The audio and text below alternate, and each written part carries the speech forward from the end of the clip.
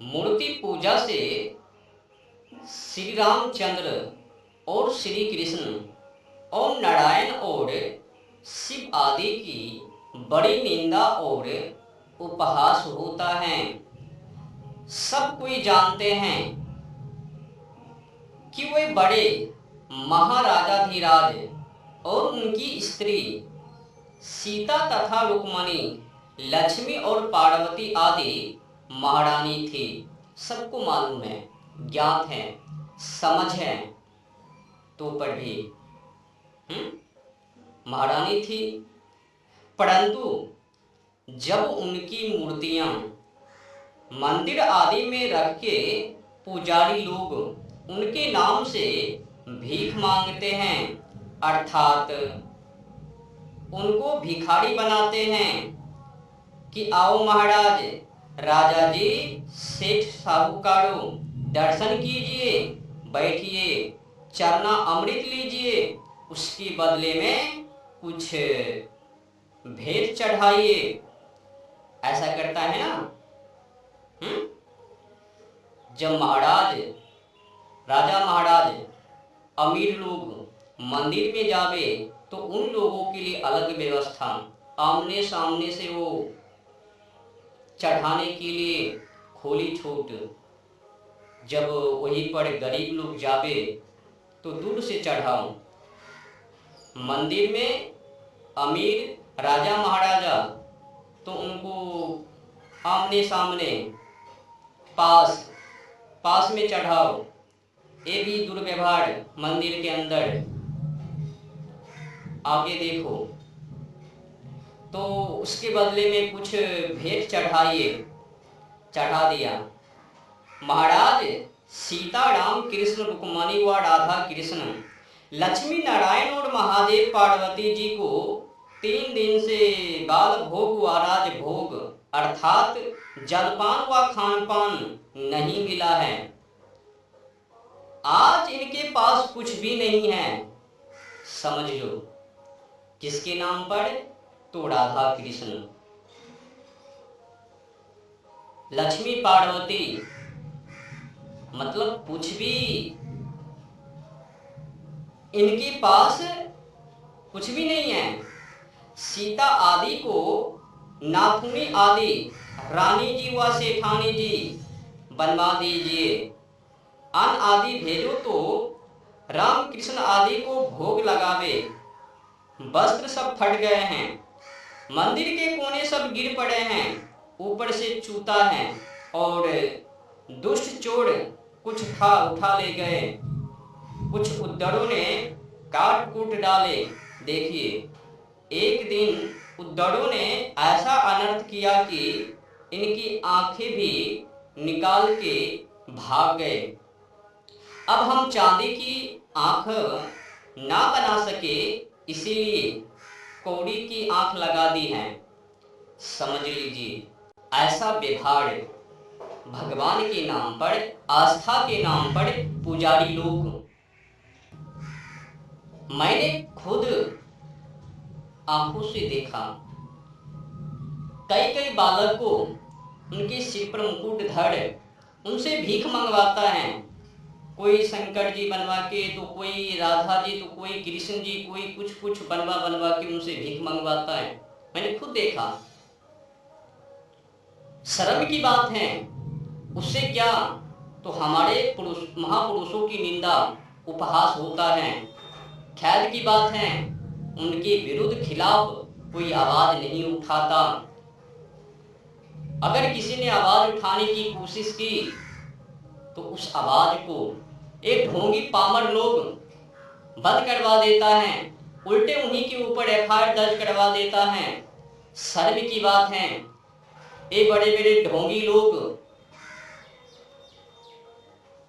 Pope गपोड़े agenda, समझ में नहीं आता। ये लोग धर्म को रक्षा या फिर धर्म को बर्बाद। मूर्ति पूजा करने से हानि ही हानि है। मैंने अभी कई वीडियो को देखा, उसमें दिखाया गया वीडियो में, महाराष्ट्र के वीडियो हैं। महाराष्ट्र में गणेश जी की प्रतिमा पीओपी से, और उनको भसाने के लिए जब ले जाता है, चिकनी मिट्टी से भी निर्माण गणेश जी का वो प्रतिमा, तो भसाने के लिए जब ले जाता है विसर्जन करने के लिए, तो मलमूत्र पानी में, बदबूदार पानी में फेंक देता है। और कई प्रतिमा गणेश जी का लोगों के पैरों के नीचे, और जो पीओपी का वो प्रतिमा गणेश जी का, वो कभी गलता नहीं, मिटता नहीं। मैंने कई वीडियो देखा कि गणेश जी की प्रतिमा को डोजर से, बुलडोजर से तोड़ा जा रहा है। शर्म की बात है, जब उनको रक्षा करने की क्षमता नहीं तो मत बैठाइए, मत पूजा कीजिए, कोई जरूरत नहीं है। अगर पूजा पाठ करने का मन है तो एक ऐसा मूर्ति बनाइए जो घड़े में ही पड़े रहे, उन्हीं को पेंटिंग करो, पूजा पाठ करो, कोई दिक्कत नहीं। पर पीओपी का बनवाना, चिकनी मिट्टी का बनवाना और पानी में जाके फेंक देना, मैंने उसी पर आधारित एक वीडियो देखा। गणपति जी को पट्टी से बांधा है और पीछे में एम्बुलेंस खड़ा है, और गणेश जी रो रहे हैं।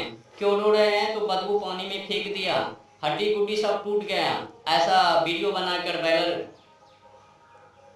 मतलब गणेश जी को भी दुख है, पट्टी से बांधकर फिगर दिखाया गया, यहाँ पट्टी, यहाँ पट्टी, यहाँ से खून, यहाँ से खून। समझने की विषय है, आज हिंदू धर्म के लिए नहीं, अपनी निजी स्वार्थ के लिए मर रहे हैं। हम लोगों को आडंबर व पाखंड के खिलाफ आवाज उठाना ही पड़ेगा। आगे सुनो। तो रामलीला और रास मंडल भी करवाते हैं। सीता राम राधा कृष्ण नाच रहे हैं।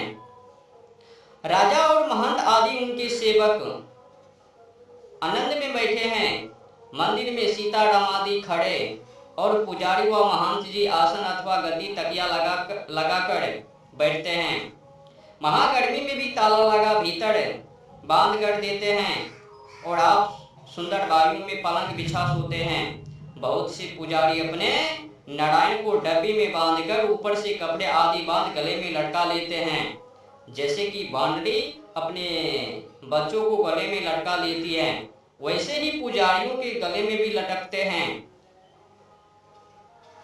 जब कोई मूर्ति को तोड़ता है तब हाय हाय कर छाती पीट बकते हैं कि सीता राम, राधा कृष्ण जी और शिव पार्वती जी को दुष्टों ने तोड़ डाला। अब दूसरी मूर्ति मंगवाकर, जो कि अच्छे शिल्पी ने संगमरमर की बनाई हो, स्थापन कर पूजनी चाहिए। नारायण को घी के बिना भोग नहीं लगता। क्यों नहीं लगता? अब नारायण तो खाता नहीं है, खाना तो है पुजारी को, कुछ लोगों को, तो बहाना वहां पर भी घी आदि के बिना वो भोग नहीं। देखो,